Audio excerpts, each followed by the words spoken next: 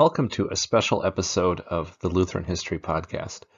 As I've noted in my update for the show episode, we're doing things a little bit differently here on the Lutheran History Podcast.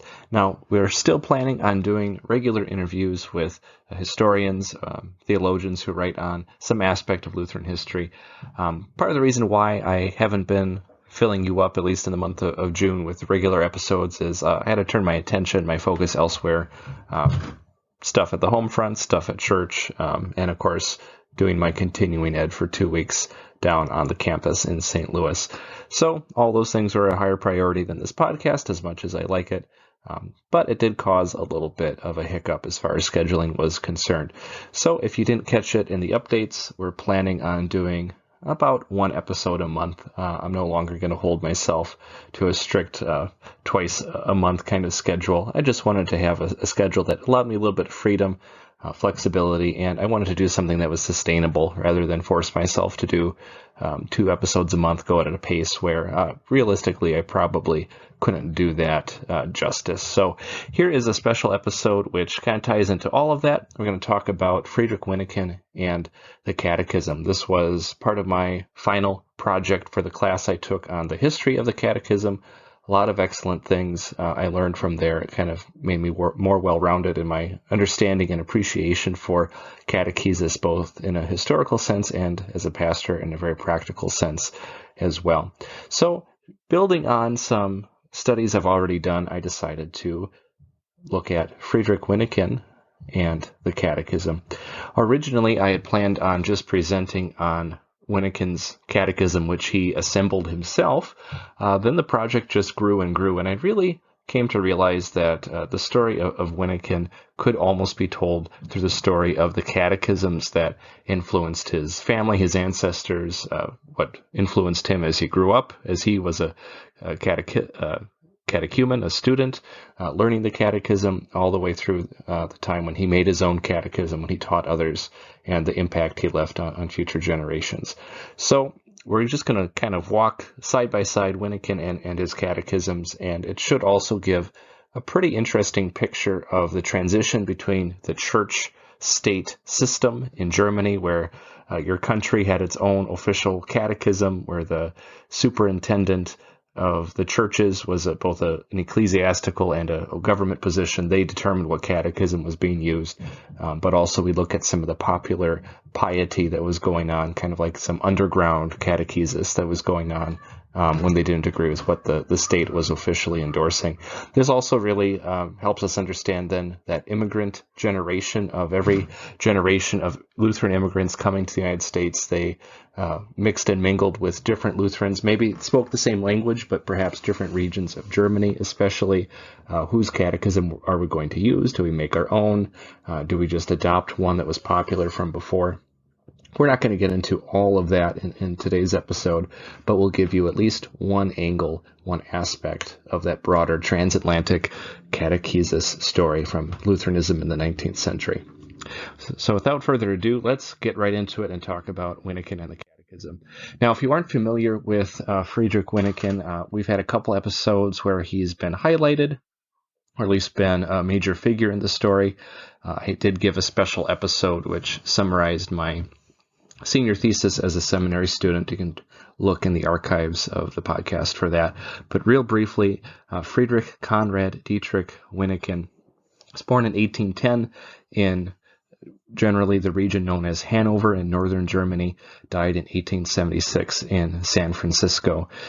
But he spent most of his career, his ministry as a pastor in the states of Indiana, Maryland, and Missouri, and then finally in Ohio before he kind of retired and went out to his son-in-law and daughter in San Francisco. He's most famous for arriving as a volunteer to serve as a frontier missionary pastor in 1838 and going back to Germany for a few years in the early 1840s to get support for mission work among the isolated, unserved, massive German immigrant population in North America.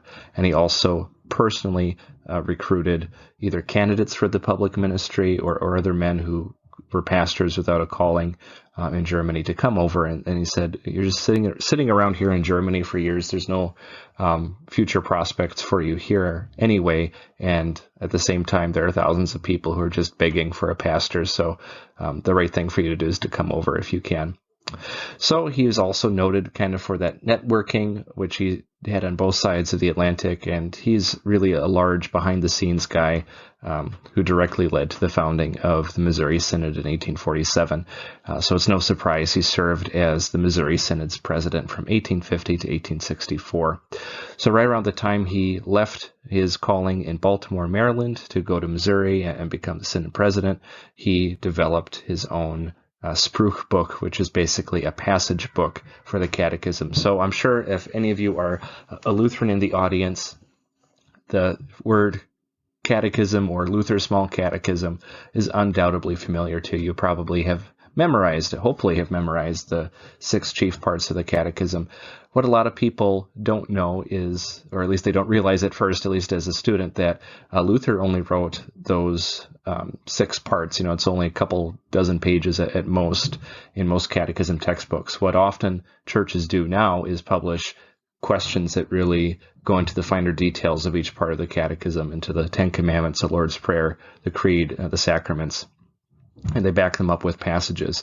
Well, it's not that Wyneken invented this idea of having Bible passages underneath the questions, but he definitely had a very systematic way of doing it, and it was meant to supplement the small catechism. So this is kind of in the days before they had merged the 2 concepts together in one book of the catechism questions with passages directly underneath.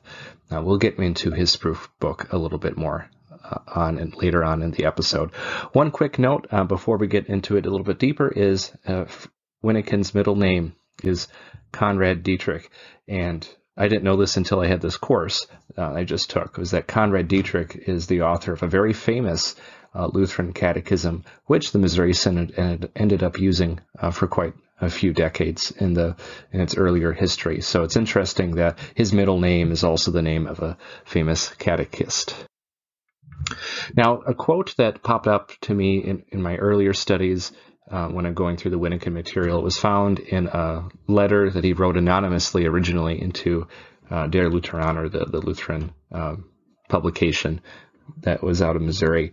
He's kind of writing to make a point, but he's also reflecting on his childhood. So he quotes his grandmother, and she supposedly said to him, "Stay with the dear Lord Jesus Christ for me, and do not let yourself be turned away from the catechism and the hymns. If you will be a good boy, you'll get the big Bible, and then read it diligently from it, and hold on to it in honor of me." So this idea of holding on to his faith in Jesus, the first thing his grandmother said, don't be turned away from the catechism, but also these hymns that you've learned.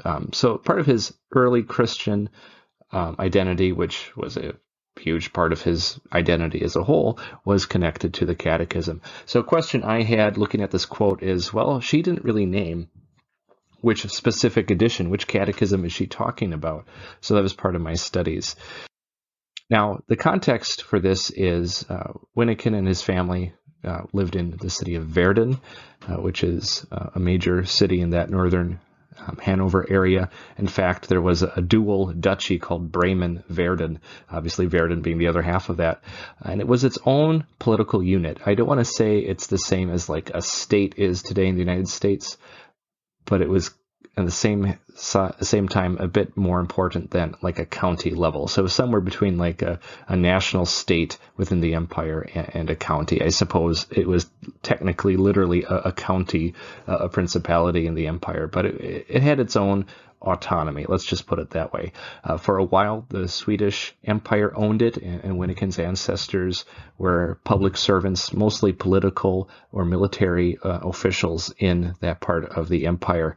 So Bremen-Verden and the Wyneken family goes back well into the mid-early 1600s. So that was well established by this time. He was part of this Bremen-Verden subculture of northern Germany. Well, why do we care about that? Well, basically, as I said a little bit earlier, is this state-church separation is not existent. So whatever the religious political leader of Bremen-Verden decided, and of course he wasn't a dictator, he had other people giving input, but whatever the the region decided was going to be the catechism. That's what the students, the little children, would have been learning. So I then decided to look at what is Grandma talking about to little Wyneken. We were going to look at the catechisms that were available in Bremen-Verden at this time. So one of the earliest catechisms that had impact and influence came out in 1657 by the general superintendent, so the leader of the church in Bremen-Verden, Michael Havemann. He published a book, basically fundamental questions on the articles of faith, was the gist of the title of his book. However, as soon as he published it, it faced some heated objections and debates. So he, like I said, he wasn't a dictator. He couldn't just say, here's my catechism, go ahead and use it. The consistory, the pastors, the lay leaders of the church said, we don't like this. Why? Because it had a focus on the theology of the heart. And we don't really have time to get into what all that means, but basically that was an inward focus that Johann Arndt, a famous author of True Christianity, had talked about 50 years earlier in the very early 1600s. Controversial to some degree, but also immensely popular with parts of the population. But within the Lutheran circles, sometimes people really pounced on anyone if they talked about too much inward reflection versus outward objective justification. So anyways, that catechism was produced, but was not popular. There's a different catechism, though, that was a little bit older that replaced the Havemann catechism. That was by a general superintendent named Johann Süttefleisch. He's from the neighboring Duchy of Brunswick. That first appeared around 1603. The general superintendent Süttefleisch, he said, well, this needs to be designed for Lutherans, Christians, young and old. And this reflects the older previous understanding that this catechism is kind of the layperson's Bible. It's meant to be used at home on a regular basis. It's not just a textbook for your elementary school children. It's not just a textbook for that one class that Lutherans have to take before they can be confirmed. It's kind of the center point of Christian life alongside the Bible and regular worship. So Süttefleisch, he developed a catechism based on Luther's small catechism, and he just built on it. He added some simple questions which dissected the text, really delved into it, and it was supported with passages. Basically, if you know enough German and you can find a rare copy of this, it's kind of hard to find, even online, but you look at it, the content, the layout is very similar to catechisms that I grew up with in the Wisconsin Evangelical Lutheran Synod and other contemporary Lutheran catechisms that have looked like. So I don't want to say he invented that kind of catechism, but it reflects a centuries-old tradition of catechesis. So the way Süttefleisch's catechism arrived in Bremen-Verden, so where Wyneken's family roots were, it came about all by accident. So the Duke of Brunswick invaded Bremen-Verden, and the chaplains with his army brought that catechism along with them, and somehow they had enough contact with the local populace. Maybe they talked with the other clergy members, or maybe they held services that the laity went to. Either way, the Süttefleisch catechism was very impressive to them. It made a good impression on the locals in Bremen-Verden, so they imported it via an invasion, which is an interesting way to think about it. So Lutherans invaded Lutherans, and they shared a catechism at the end. Amazingly, this catechism from 1603 was still noted in the early 19th century, even early 20th century. There's still reports of this.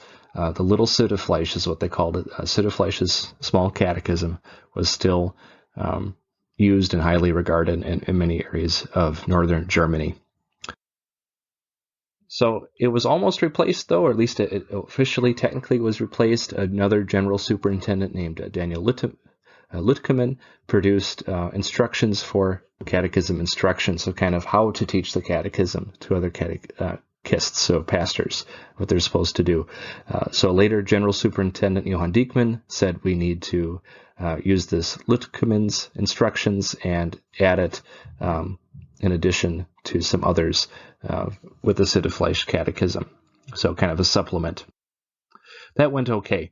So it kind of emerged two catechisms with some instructions on how to teach it and what to do, which is also built on Luther's catechism. So it kind of morphed into like three catechisms rolled into one by the end of the 1600s. In 1723, another general superintendent, Lucas Bachmeister, said, we're going to use a different catechism, also from the 1600s. He's not making up a new one, but it was written by Justus Gesenius. It was the small catechism questions, based again on Luther's small catechism. So people aren't really inventing the wheel all over again. They're just saying, we're going to take our own take on the catechism. This Gesenius catechism was noted for its, quote, zeal for lively faith and better knowledge, end quote. This concept of a lively faith versus just simple knowledge, maybe you pick up on this, is considered pietist by some people. So this catechism, like a previous one, came under attack.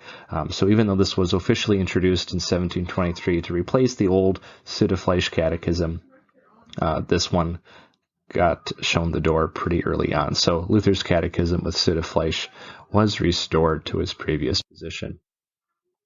So that takes us all the way to the very end of the 1700s. So simple timeline here, 1650-ish, center of the 1650s, all the way till almost 1800. The Süddefleisch catechism is ingrained in the Lutheran population. Generation after generation grew up with this.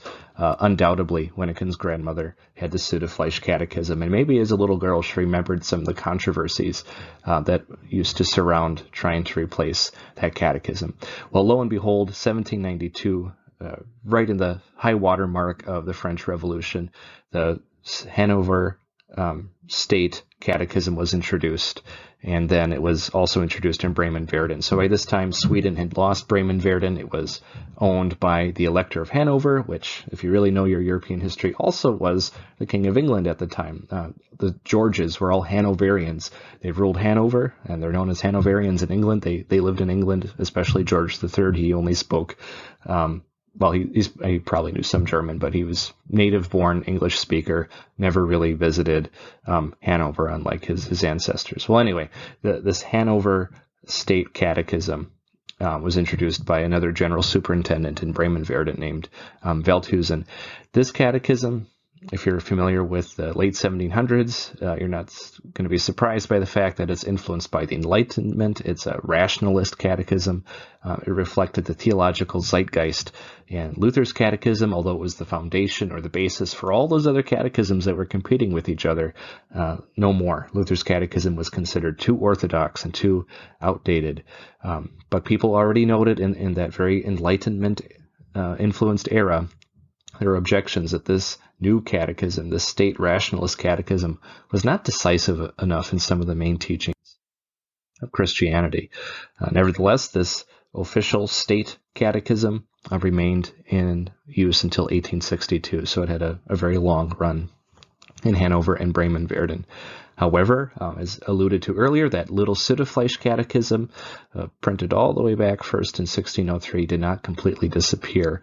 It still remained kind of the underground catechism for many congregations and pastors. And I think that's where we see Wyneken's grandmother. She's not talking about the rationalist catechism. She's saying, hold on to this catechism. Don't let this little Lutheran catechism, the little Süddefleisch catechism, be driven from your heart or mind. So all the evidence, without flat out telling us which catechism it was, all points to the Süddefleisch, and later on we'll see that Wyneken refers to the Süddefleisch catechism when he's an adult as a pastor, so the evidence is pretty strong. That's the one he... But let's talk about that rationalist catechism, the state catechism used in Hanover and also introduced into Bremen-Verden. It was in use for, let's see, that would be 70 plus years before it was removed, so quite a large influence, and a lot of the influential leaders of American Lutheran church bodies, Wyneken among them, came from that Hanover region, so they would have encountered this most likely in some way. Well, we have a first-hand account from a British traveler named Thomas Hodgkin, writing around 1819, 1820, so about exactly the same time that Wyneken was beginning his catechism studies. This is what he says about the religious instruction in the lands of Hanover.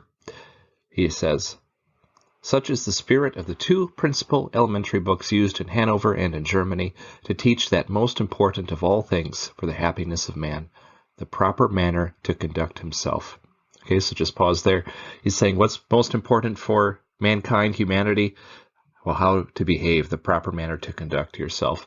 He continues, these books are used at least for the younger branches of both sexes twice every day and must have a great influence on their character.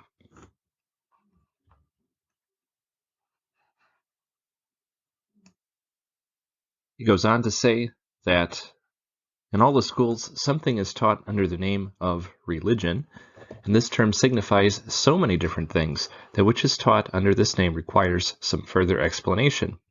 It is that part of the instruction of this country on which the teachers lay the greatest stress. It is united with the severest censure and the warmest praise. They describe it as forming the heart, and much of the Catechism illustrates the duties of life. So Wyneken, later writing under his pen name Hans, he noted his grandmother's reactions to the local rationalist pastor. Whenever he was brought up in conversation, the grandmother would repeat, the more learned, the more perverted.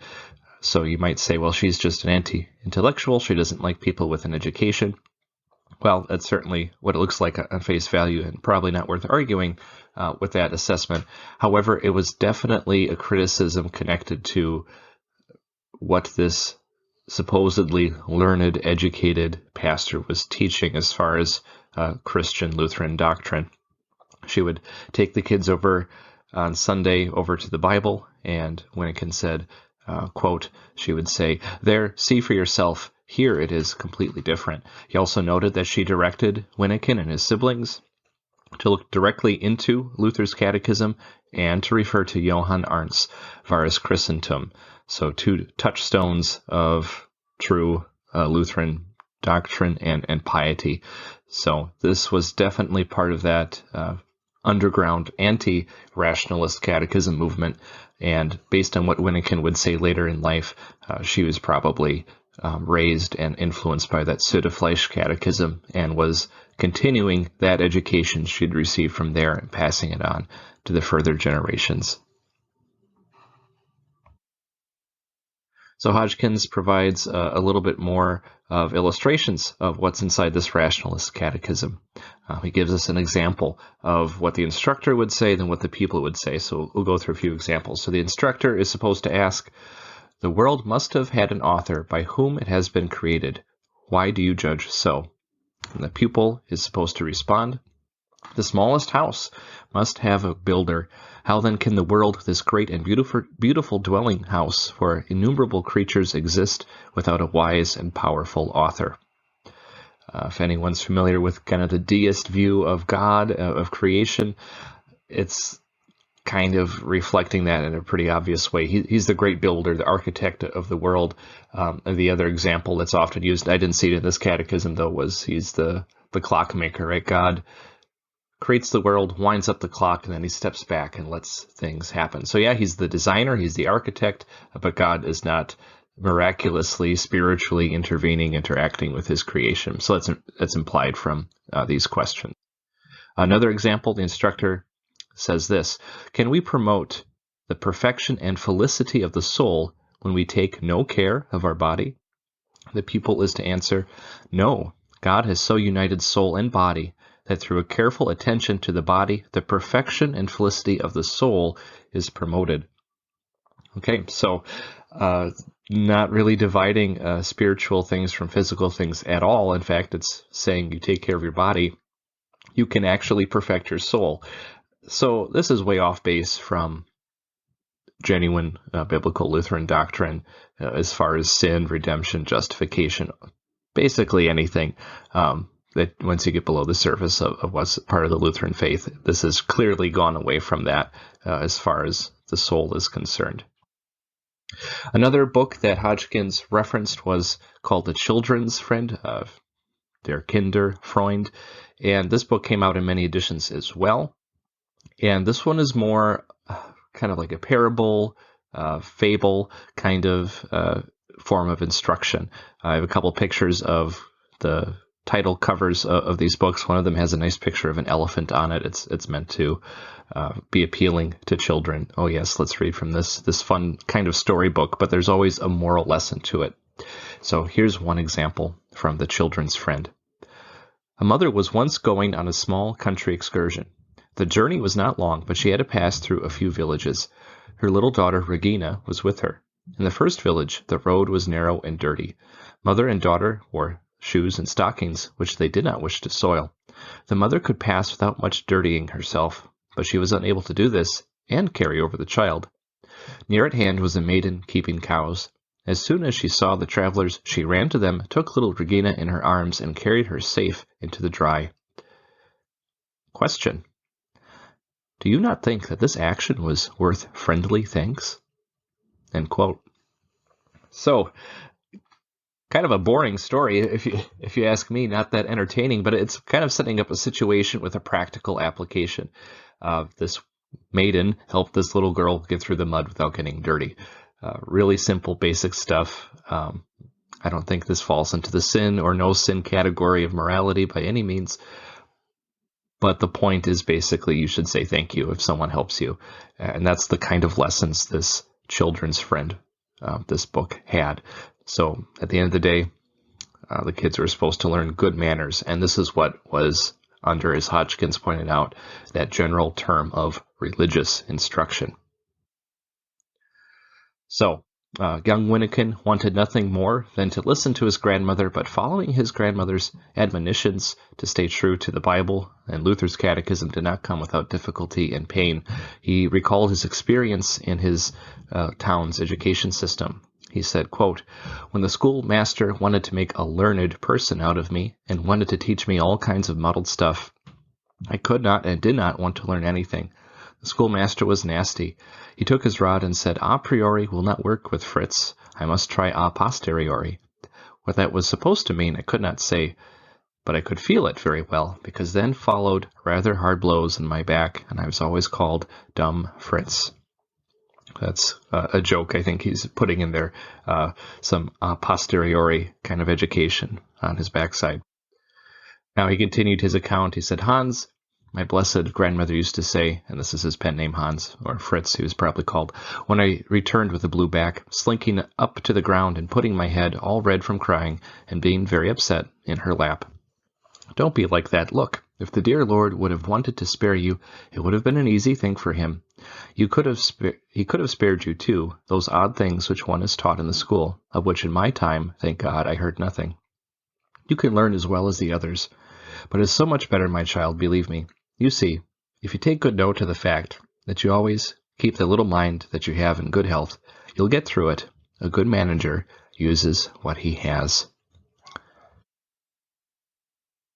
So, Wyneken continued, he said, "I've taken notice of that, and since I knew no better place where to keep my little mind together, I have it all in Luther's small catechism, God's dear word, and stuck in several other old books. And then, thank God, I have come through thus far to end my days with him."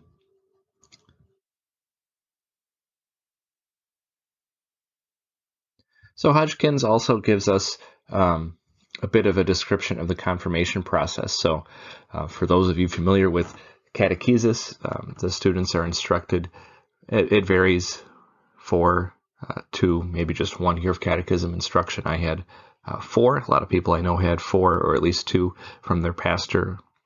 But then it led up to this confirmation, so this public profession of faith and acceptance into at least young adult membership in the congregation. Obviously, for Lutherans, this is when we start having our first communion. Is all wrapped up in the same experience.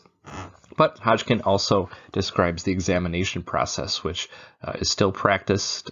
This is what I had growing up. This is how we do it in my congregation. I'm sure many of our audience members also experienced and continue to witness the examination process. So Hodgkin gives us a bit of a historical anecdote from his observations in the early 1800s, and I thought it was really interesting to make some comparisons maybe you can make on your own between what you see today. So this is what he says. Quote, "Previous to being confirmed, the children are instructed by the clergyman during several weeks, and even the young girls are publicly examined in the church, that they may testify their fitness to be admitted members of the congregation. This public examination and the confirmation are very trying and seem to be thought very momentous by the children. They are collected in the body of the church, totally separate from the rest of the assembly. Those whom I saw were dressed in black. The girls wore white shawls and had flowers in their bosoms. The little things trembled and cried through the whole 2 hours which the ceremony lasted. They were, for the whole of this time, the exclusive objects of attention. The clergyman prayed for them, he preached to them, he questioned them, and called on them to testify their faith aloud. And when they had done this, they were led to the altar and allowed to commune, for the first time in their lives. The ceremony seemed impressive. The clergyman, the congregation, and the children all wept. The latter, indeed, seemed to suffer much. It was a sort of tragedy in which all were actors. This, quote, painful solemnity, unquote, I was told, made, quote, a more powerful impression, unquote. And I was not a little surprised to learn from several young women that they remembered the day on which they were confirmed as one of the sweetest of their lives.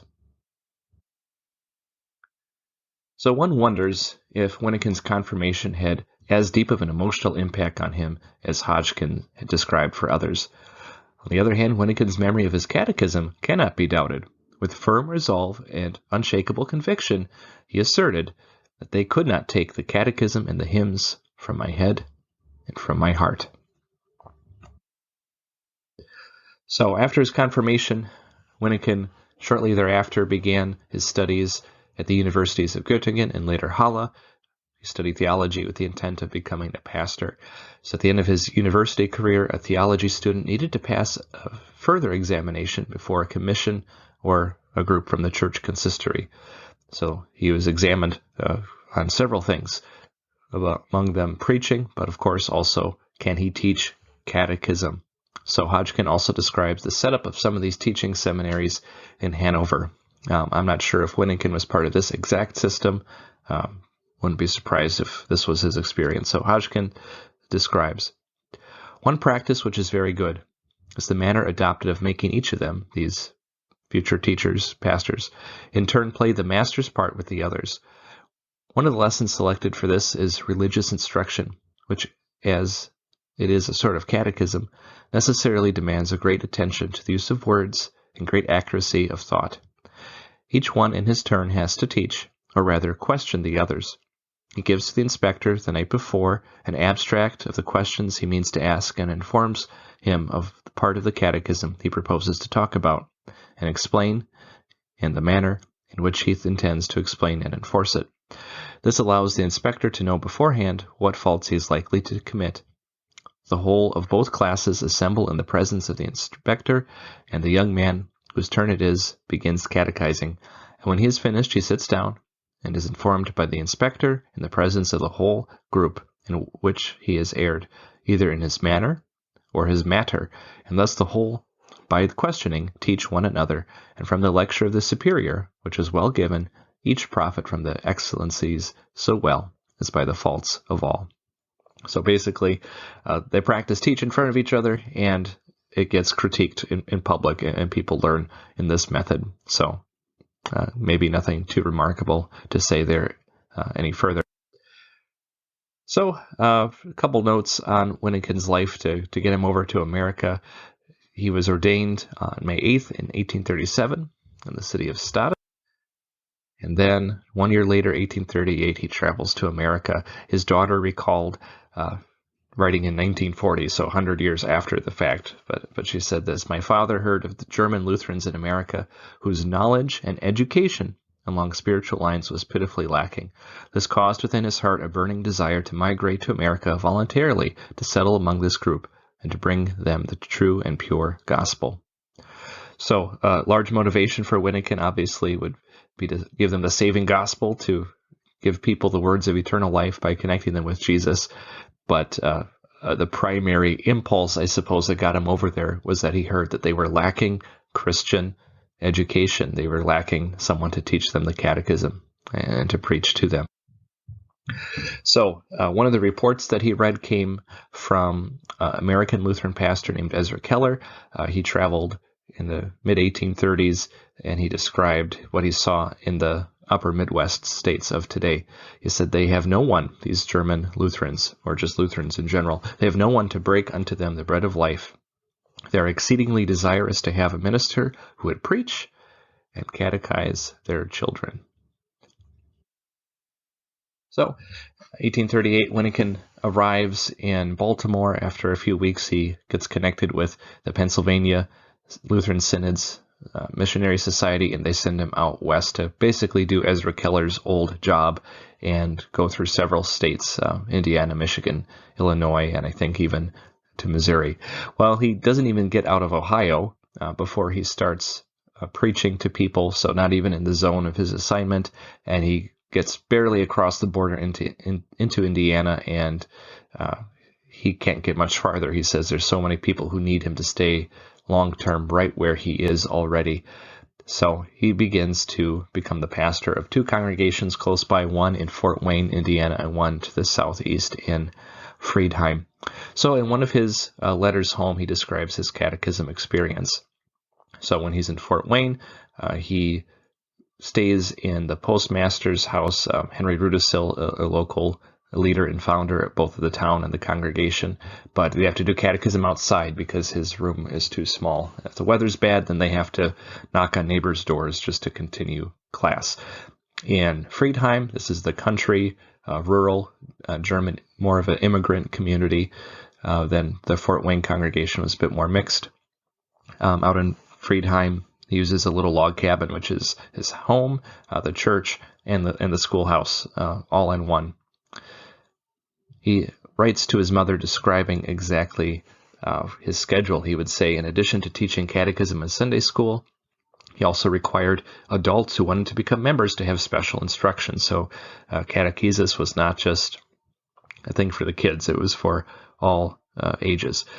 He recorded that he preached at least 3 times a week, sometimes up to 6, and a lot of that would be not in those 2 towns, but out in other settlements. He visited 5 different teaching stations, 5 schools. He held catechism class in 2 locations, and he spent the rest of his time visiting with families. So we have a little insight into the spiritual education levels of the people in Friedheim from Wilhelm Seeler, the pastor who filled Wyneken's position once he left Fort Wayne to take up his post in Baltimore. Wilhelm Seeler noted that his members from Westphalia, quote, knew nothing about the fact that they had belonged to the Union State Church of Prussia, but they all considered themselves to be good Lutherans because the small Lutheran catechism remained in constant use by their congregations.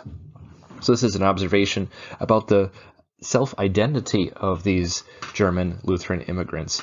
While many of the theologians and the higher-ups got involved in church politics, there was huge concern about the Prussian Union, where the King of Prussia was forcing the Reformed and the Lutherans to be under one unified body.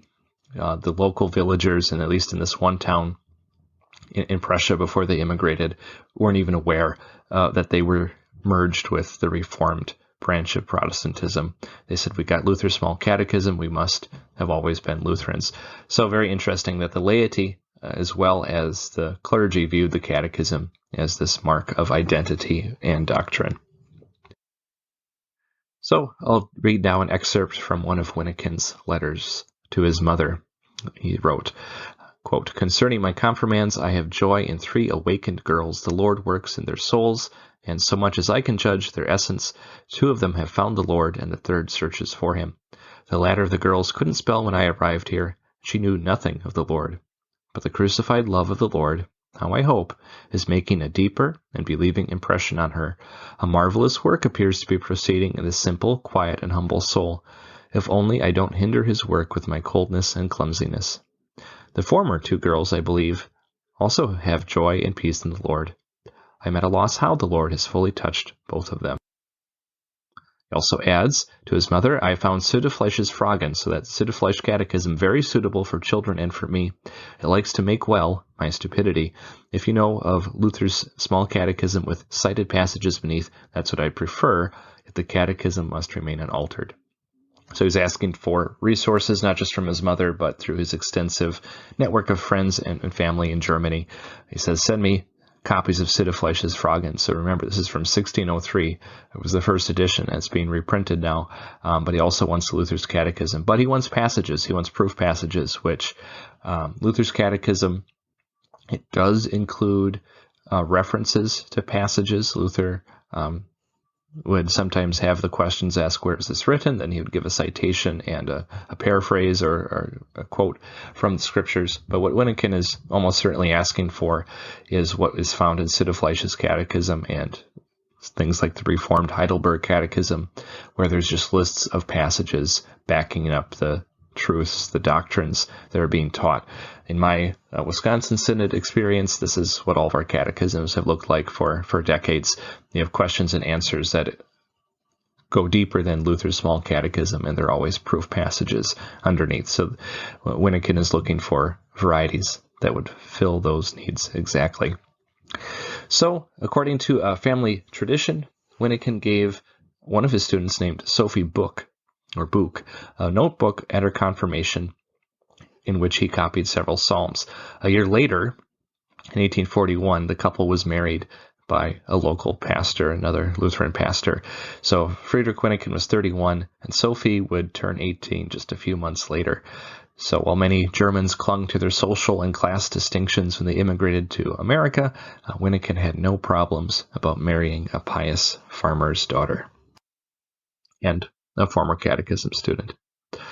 In 1845, after several years back in Germany recruiting more pastors and ministers, Wyneken went back to Fort Wayne and then took a call to Baltimore to a Lutheran congregation. He said one of the conditions for accepting the call there, he says, okay, I don't know what you guys are used to as far as Lutheran teaching and practice. Wyneken was aware that especially in the eastern part of the United States, this so-called American Lutheranism was kind of lax on some teachings, especially regarding the sacraments. A lot of them were being very ecumenical in the sense that they were downplaying any differences found in the Augsburg Confession and so on. So he says, okay, if I'm going to come, I'm going to be a rather confessional guy, and I'm going to preach and teach this way. They said, no, we're Lutheran, come on over. That's exactly what we're looking for. Unfortunately, pretty much the first Sunday he was there, or shortly thereafter, Wyneken discovered unionistic practices, and he saw this in the preparation of the Lord's Supper. So Wyneken was surprised to see that the elements for the Lord's Supper were laid out with wine in an earthen jug and bread in the entire loaf. And maybe that doesn't stand out to people, but that practice was definitely a Reformed influence. Whereas Lutherans emphasize this is Christ's body, this is Christ's blood given for you for the forgiveness of sins.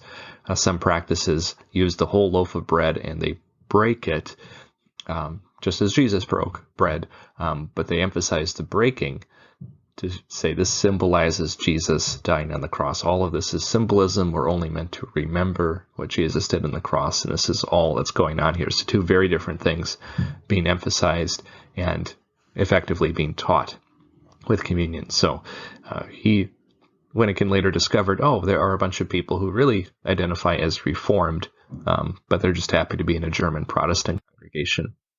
So it causes a bit of a problem, right? Wyneken says, I'm going to be Lutheran. You guys seem to have deceived me. At least that's how I feel. I might as well leave, though. I don't want to cause turmoil in his congregation. But they felt that they still wanted to have him as a pastor. So he said this, well, then I will take the Lutheran and Heidelberg catechisms, the Reformed Catechism, with me up to the pulpit and read and explain both of them starting next Sunday. Then each one can see for himself on which side the full truth of the divine word is found. So he decided to dual-wield catechisms. He's going to have the Lutheran one and the Reformed one and make a comparison. And obviously his point was to show that the Lutheran catechism was the biblical one. One of the members, named Alexander Einwächter, said this, well, since the Reformed found fault with the teachings on Holy Communion, they went away except for a few who recognized the truth and remained. So Wyneken was not above holding to the truth as taught in the Catechism, even if it meant dividing his congregation and losing members over it. So Wyneken had the habit of using the Catechism in daily conversation. If people are having trouble, he was reported of saying this, quote, Instead of gaping about in the street, stick your nose into the catechism, for you don't know it yet. Surprisingly, Wyneken could walk up to people, say those kinds of things, and people in general didn't hold it against him. Apparently, he was very warm and loving as he said these things, but his encouragement to people was to know and learn their catechism. So, that being understood, that Wyneken identified himself with the catechism, grew up with the catechism, came to America to teach people who didn't know the catechism, and then use the catechism to shape not only his own, but his own members' identity. No surprise at all that he would be involved in producing some kind of catechetical resource. So the first time that he actually prints something, and it's really the only time he does something formally like this, is done at the request of the Missouri Synod. So the Missouri Synod, today called the Lutheran Church Missouri Synod, at that time the German Evangelical Lutheran Synod of Missouri, Ohio, and other states, was founded in 1847. This was while Wyneken was in Baltimore. He was still working at that time at getting his congregation to be, I suppose, for lack of a better phrase, thoroughly Lutheran, making sure they knew what Lutheran doctrine was and what it meant, ironing out any of those areas of unclarity. So they did not join the Missouri Synod that first year. They did join the next year in 1848, and in the following year, 1849, the Synod requests that Wyneken produce a Spruchbuch, which is German for a passage book, as a supplement to Luther's Small Catechism. So the idea is we want to have a book for our Synod to use to help teach Luther's Small Catechism. So what Wyneken did was basically go through the 6 chief parts, 5 parts, depending on how you count them, of the Luther's Small Catechism, and then extrapolate the various teaching points from the Catechism, and then give proof passages. So the balance for this proof book is interesting. If you look at Luther's Catechism today, you might see, okay, their large segments cover the 10 Commandments, and the Creed is a big section, and but each seems to have roughly equal share, at least as page space is concerned. Wyneken's Catechism, or at least the Spruchbuch for the Catechism, had about 20% passages covering the teachings, the doctrines of the 10 Commandments, and then a whopping 56% covering the Apostles' Creed alone. So a lot of this was talking about the divine attributes of God, things that aren't clearly laid out in the Catechism in great detail, things like the God being omnipresent, omniscient, and things like that.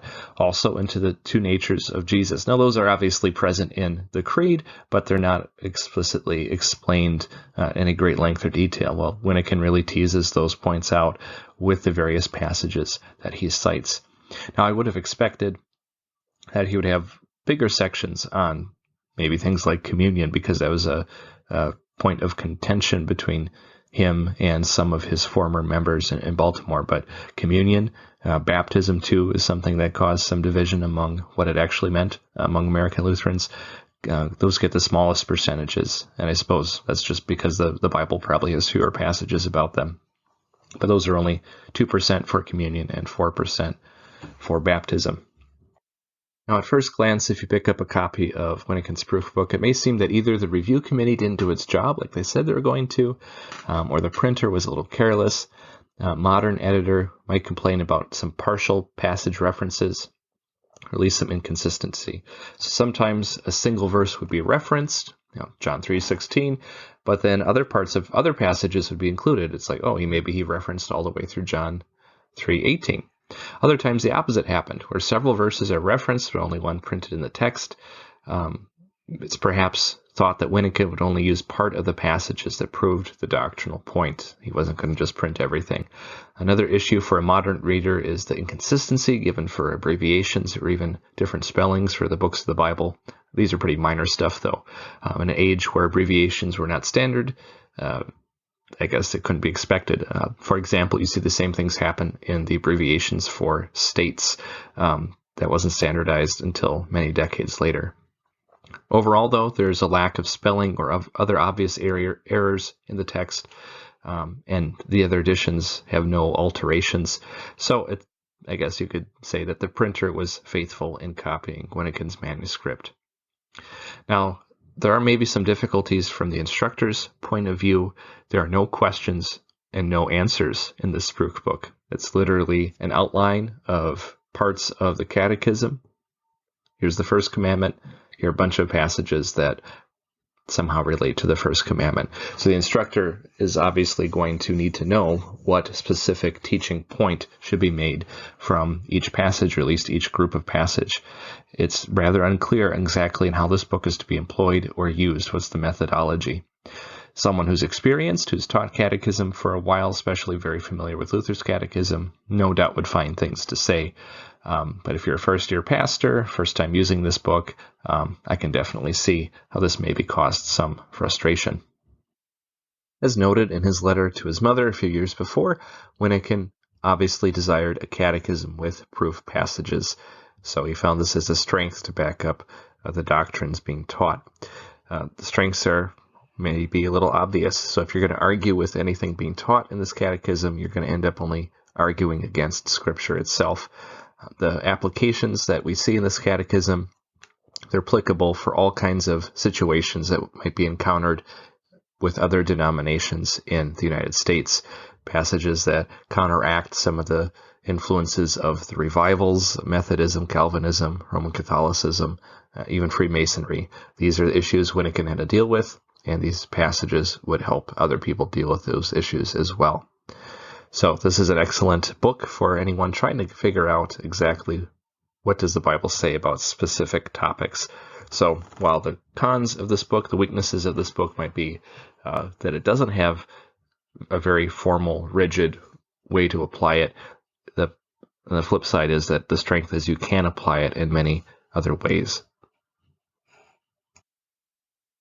So while his proof book, his passage book, is one of the lesser known and less significant of Wyneken's writings, it is part of the story of a lifelong student and teacher of the Catechism, and helps us understand one of the many transatlantic transformations with which the Lutheran Church was forced to reckon.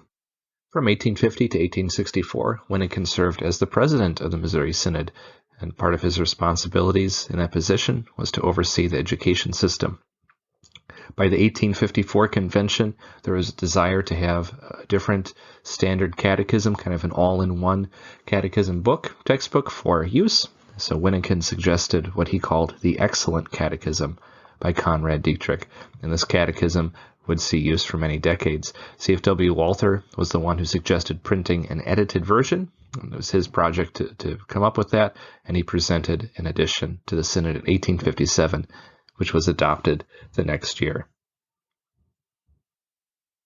Part of Wyneken's impact as a president was shaping the identity, the mission of the Missouri Synod, what it would be. It was only in its first few years when he undertook the role of president.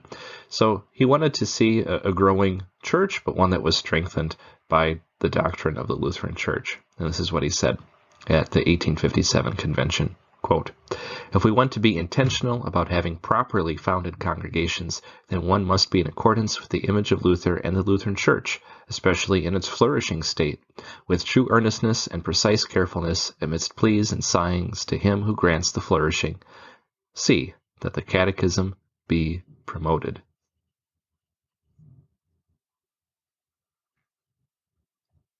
As he inspected and directed the Synod, Wyneken continued to emphasize the importance of catechesis. In 1860, he remarked, quote, "Noticing that catechism instruction at many places was well carried out in churches was especially important and gratifying to me, and to note that attendance was generally good. In some places, the examination displayed local difficulties. Sometimes the laziness of the congregation is to blame, sometimes the courage of the preacher." End quote. While these official reports offer some insight into how Wyneken led the Synod to uphold the Catechism, what cannot be adequately assessed are the countless personal visits and talks with other pastors and teachers. The final thing we'll discuss with Wyneken and the Catechism is his mark as a teacher. Now, this was noted earlier already that he was really invested in not only the head knowledge, the factual knowledge of his students is noted in his letter to his mother from the early 1840s, but he continued to impact further generations of members and even future leaders of the church. One recollection mentioned Wyneken especially. That was from Friedrich Benti, who was a leader in the Missouri Synod at the turn of the 20th century. He also was an author, maybe perhaps most famously known for his introductions to the Book of Concord. Benti recalled that, quote, Wyneken made me understand the Catechism, and from that day on, I was a critic according to a firm principle. So in other words, that's exactly what Wyneken did to help Benti become the person he was going to be. This is how he was going to be a critic, how he was going to analyze different things that was coming his way. Now, we also have some recollections from Wyneken's, one of his youngest children named Emma, and this was taking place in the 1870s, just the last year of his ministry before he went off to California, and he died before he came back. She noted in her memories of the Wyneken household, quote, that Father taught, instructed, and informed. And she added that every Sunday afternoon at 3 o'clock, Father conducted Christenlehre, or Christian education, for the entire congregation, adults and children, and the last confirmation class always being seated directly behind the school children. Usually the Christenlehre was preceded by baptisms, end quote. Emma also recalled, quote, when I reached the age of 13, my father gave me 1 year's instruction for confirmation.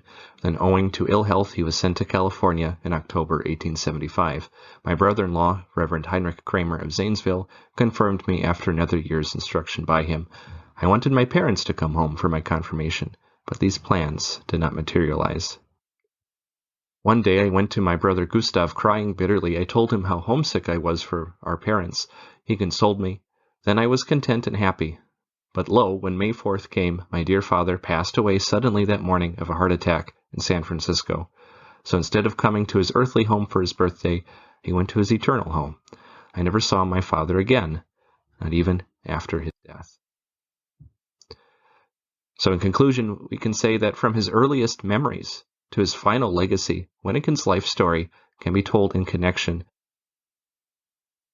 We note that the story of 19th century catechesis on both sides of the Atlantic is portrayed in part through the experiences and teachings of Wyneken. We also note the impact of catechesis on those who would immigrate. Wyneken and his family and friends in particular. The Catechism was both a reason to go to serve the fellow Lutherans in North America, but it was also the greatest desire among many of the Lutherans in the United States that they need to have pastors, they need to have synods, they needed to have seminaries so that they and their children would be catechized. We also note in Wyneken's life the repeated habit of teaching both children and adults. We see that the pattern of catechesis was not simply the 2 years at an elementary or middle school level, and then it was a graduation ceremony with confirmation. I know it was something that was continued throughout the life of these Lutheran people. We also see that there was a clear need to form individual character as well as a congregational culture around catechesis, confirmation, as well as public examination. We also note the transition of the state church catechisms to synodical catechisms, and that was something that every immigrant group in the 19th century had to wrestle with. Which catechism were they going to use? Were they going to copy their native land's catechism? Perhaps some of those were not good candidates based on the thought or the mindset behind them, and others were used from centuries and centuries before. It's not really until the turn of the 20th century that we see original catechisms being produced by some of these immigrant groups, even though they had been on the continent for a good 75 years by that time. And more specifically, we see through Wyneken's story the place of the catechism in the Missouri Synod itself and in its mission and identity. Now for a special offer. If you liked this presentation on Wyneken's Catechism, perhaps you would be interested in getting a copy of a complete translation of his Spruch book, or his passage book. Most of it will just be Bible passages, but you can see the way he organized it in a very logical way, but also in a way that matched with Luther's small catechism. Special offer now until October. Any new patrons on Patreon at any level will have access to my translation and reproduction of Wyneken's Spruch book.